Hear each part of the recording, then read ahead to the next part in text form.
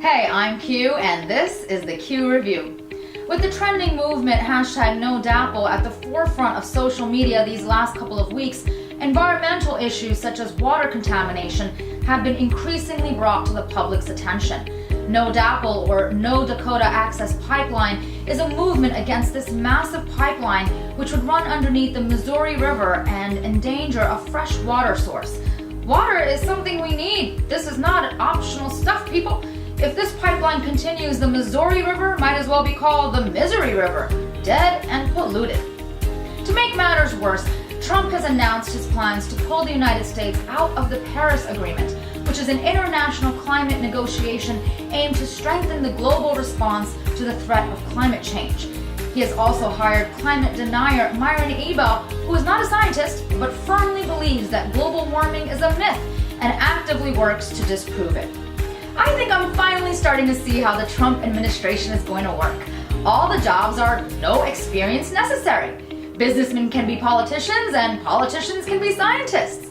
But really, Ebell, how can you deny the facts? According to NASA, the sea level has risen by about 17 centimeters in the last decade. NASA also explains how the Earth's climate changes in response to greenhouse gas levels.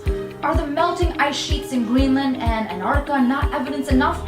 Does Ebell not care about the baby polar bears having no home? I keep hearing about new record highs every year, but these aren't the kinds of record highs you get when you win a video game.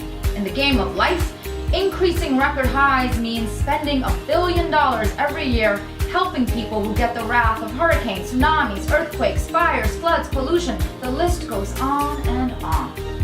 To be honest, I'm just really concerned about Leonardo DiCaprio's emotional health right now.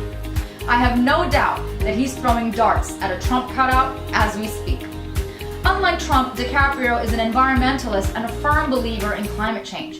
The actor released Before the Flood, his documentary on the dangers of climate change, just before the election, and has been concentrating nearly all of his public appearances around climate change awareness over the past year. I imagine at this point, he's about as determined to take Trump down as he was to survive in The Revenant. I bet he's as eager to get Trump impeached as he was to hide from the detectives in Catch Me If You Can. I bet he wishes Trump the same fate as Jack in Titanic. I bet he'd get all up in Trump's face and brag about how he's richer than him in The Wolf of Wall Street. I bet... Okay, maybe that's enough. While NoDapple and Don't Deny Protect may be trending on Twitter, we all know how fads come and go. Anyone remember Kony 2012, Free Kesha, or Bring Back Our Girls? They felt relevant for a second until Kim Kardashian's latest Instagram post distracted us. I mean, we're not directly affected, right? Climate change doesn't seem to be affecting me right now, so why should I care? Maybe we don't care because leaders like Donald Trump and Myron Ebell encourage us that these things aren't happening. Maybe there is so much pollution, people don't even see the climate change happening right in front of them. Maybe it's easier to believe a friendly lie than an inconvenient truth. And that's all for today. Don't forget to subscribe. We'll see you next time on the Q Review. You never know what or who I'll be reviewing next.